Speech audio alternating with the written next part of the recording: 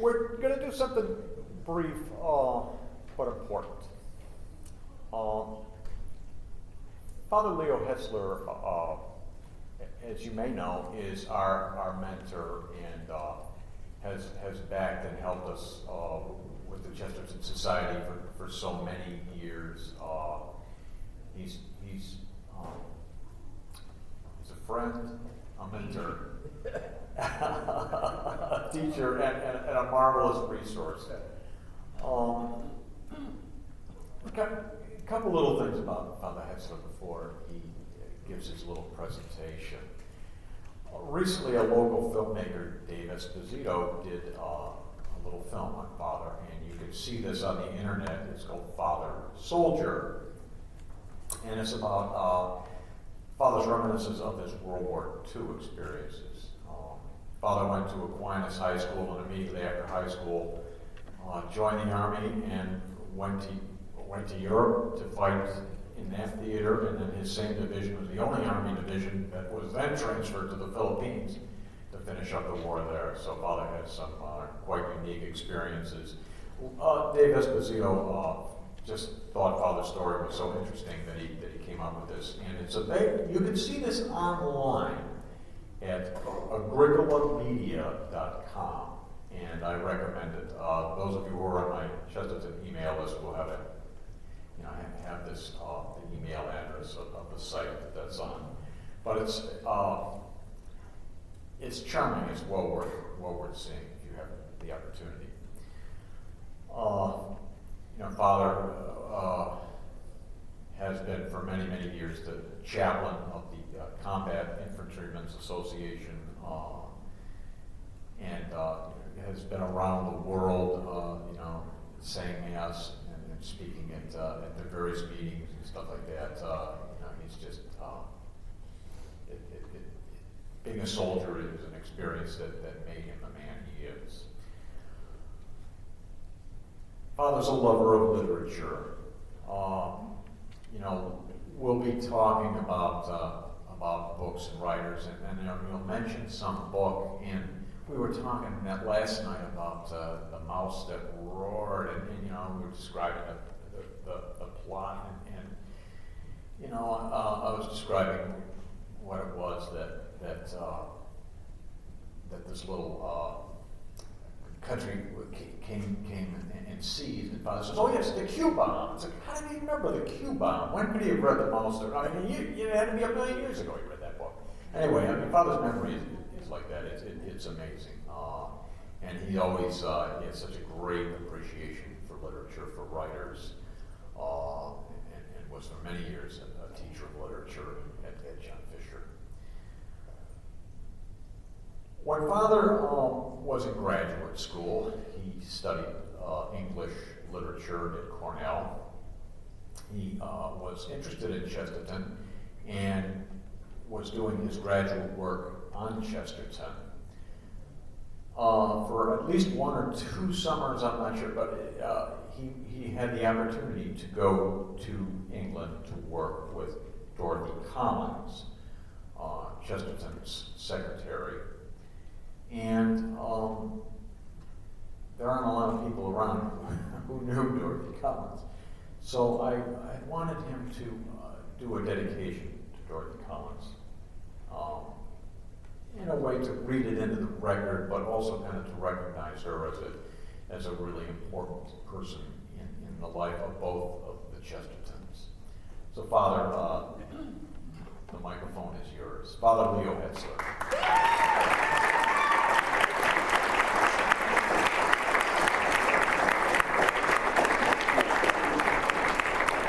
I'll tell you how that DVD got made. I was in the airport, and this fellow comes up to me and says, "You have an interesting face."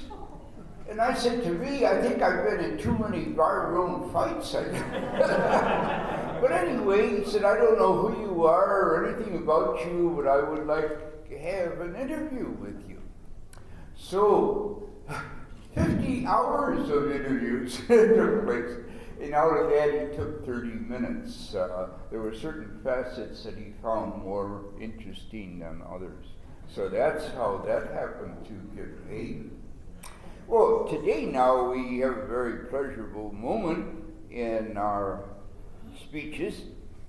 Everyone who appreciates Chesterton owes a debt to his secretary, Dorothy Collins.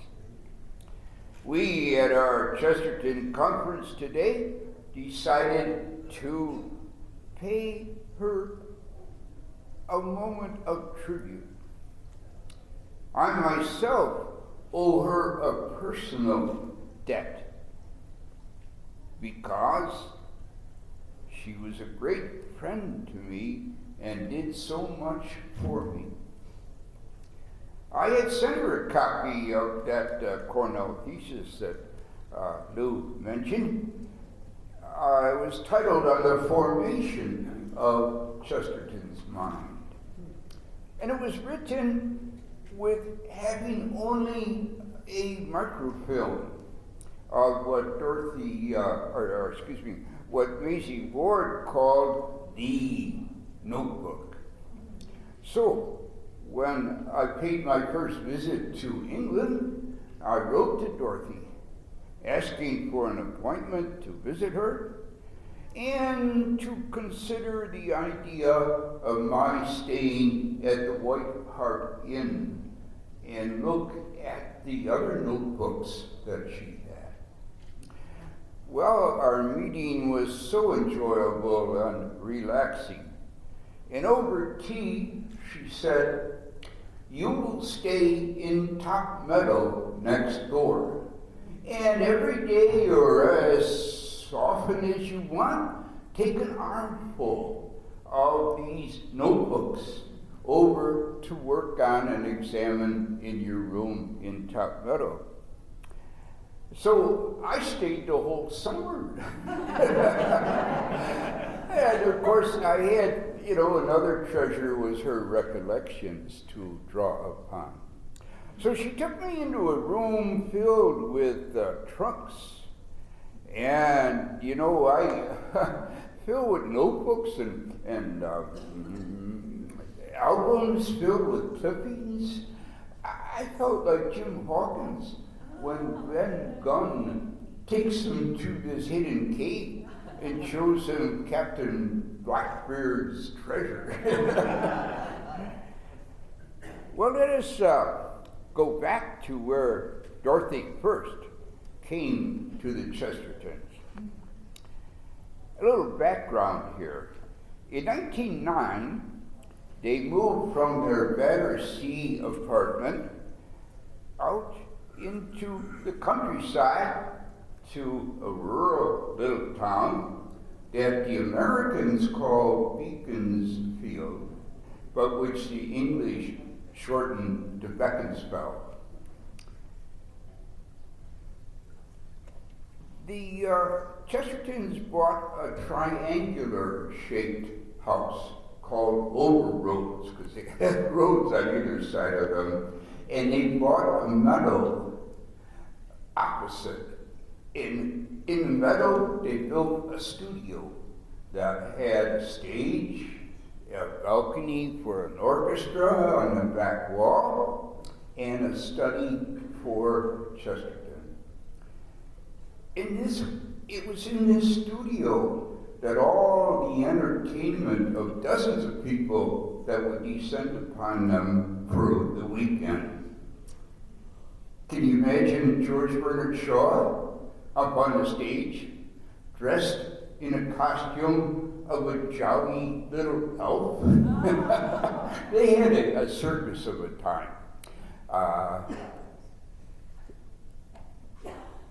Shaw used to escape from his weekend guests and drive over to Chesterton's because he knew he'd have a much better time at Overroads than in his own place. What was it like to be a secretary to G.K. Chesterton? First, there would be the chaos left by your predecessors. Strangely enough, and perhaps not so strangely, Chesterton did not want to hire a professional secretary. I suppose the interview with an applicant might go something like this. You cannot spell? Well, neither can I. You cannot type? Well, you get lots of practice here. You cannot take dictation? Well, I'll speak slowly. Now, it was also strange that Frances supported him in this. One time she was doing the interview and she had a very disordered applicant, and she said to her, "There are 3 things that I shall never do. Cut all my hair off, become a Roman Catholic, or hire a professional secretary." Now, I think she knew GK did not like an overly military style in the office. And so she followed along with his wishes. The problem before any secretary was the never-resting dynamo of Chesterton's creativity and the extent of his popularity. Every day, 100 or more letters would arrive, and the harried secretary would pick out letters from famous people or ones that they thought might interest GK. So they went on the desk, and then the dictation for the day went on top of the letters. And then would come notes of appointments for lectures, meetings. They'd all be placed on top of the letters. Now, remember when Shaw first met GK in Rodin's studio in Paris? And he said to GK, he said, "I've been writing you now for 3 years, and you never answer a single letter." Well, they were under the pile. I hope GK said to him, "Well, it's plainly a case of your disorganized secretary." Well, how does Dorothy enter the picture? She was working as a secretary in London when she visited for the weekend Mr. and Mrs. Church, who lived next door to Top Meadow. Frances asked Dorothy if she would be willing to work for her husband for just 6 months to kind of straighten things out for her. Now, I think what attracted Frances to Dorothy is not her ability, as a speed typist and a spectacular shorthand specialist, but for Dorothy's tact and sensitivity to the person for whom she worked. She gently brought order into Gilbert's office, and he came to trust her. Chesterton would begin dictating about 10 or 10:30 in the morning and break for noon lunch, and then continue dictating till 6. Well, of course, he had so much publications to be responsible for. He had 3 weekly columns. And then he had all those articles in magazines that had to be put out. There was a joke going around London: just try to find a magazine that does not contain an article by G.K. Chesterton. They checked the Ann Arbor Times, sure enough. So, all the time he was dictating, he'd be writing furiously on a pad a totally different article.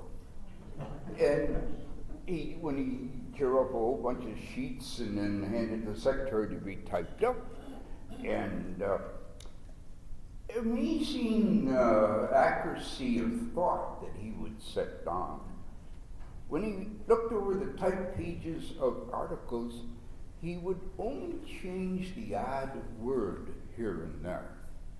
Looked at the typed pages of a novel, he wouldn't change a word.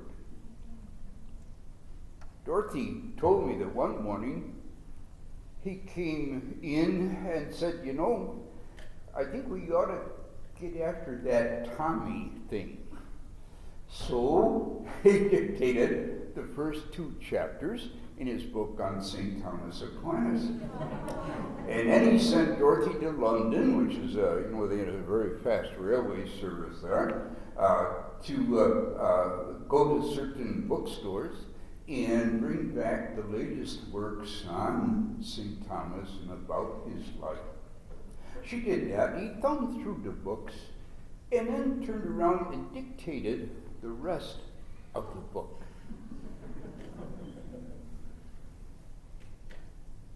And he dedicated the book to her, to Dorothy Collins, without whose help the author would have been more than normally helpless. It's time now to mention a second great reason why we all owe Dorothy a debt of gratitude. Those trunks filled with Gilbert's childhood, teenage, and young adult writings would not be there for us if it were not for Dorothy. Now, you all know the story that when G.K.'s father died, he picked out a few mementos from the Warwick Gardens home and said to the trash collectors, the dustmen, clear the rooms. Well, fortunately for us, Dorothy got there in her car, and she went around and she collected all of Chesterton's notebooks and the father's books that had the clippings in it. So here you have his dictated stories. He began dictating when he was 3. You see this fairy tale with this crazy wizard evoking this giant golden dragon and saying to the little kid, his real name was Kid, how do you like that? The kid applauds wildly. So it says they're dictated to Aunt Marie, or it was Aunt Julie, to Aunt Julie by Gilbert, age 3. And he was off for a life of dictation, I guess. So you have there his reviews in the Bookman. You have reviews by others of G.K.'s own early books. Even his London University course notebooks are there. G.K. would fill the margins with all sorts of drawings. But, he put down stage directions for the course. Enter Professor Ogilvy, disheveled, cigarette hanging down, looking wild-eyed as if he didn't know why he was there. And sure enough, you look up at the top of the page, and there is G.K.'s portrait of Professor Ogilvy's wide-eyed, in surprise. Another thing he'd do, if he disagreed with what a professor had said, out in the margin he'd say, Mon Dieu, ma foi. Sacre bleu! All these expressions in French, which of course he was fluent in. But it's interesting to find out, what caught his eye, what sort of university lecture material he was getting. Now, when Chesterton died on June 14th, 1936, he came out of his coma for one time, and it was when his wife Frances and Dorothy had entered the room. "Hello, my darling," he said to his wife. And to Dorothy, "Hello, my dear." And then he lapsed back into his coma. So those are the last words that he ever spoke. But by that time he had come to look on Dorothy as his daughter. So, this afternoon, we say to you, Dorothy, we are thinking fondly of you with thanks and gratitude. Now I shall end this recital with a few of Chesterton's dedications to Dorothy. In fact, most of his books that he wrote in the last 10 years of his life were dedicated to Dorothy. And after his death, Dorothy was the hands-on editor for all of those books that were published after his death. Collected poems to Dorothy Collins.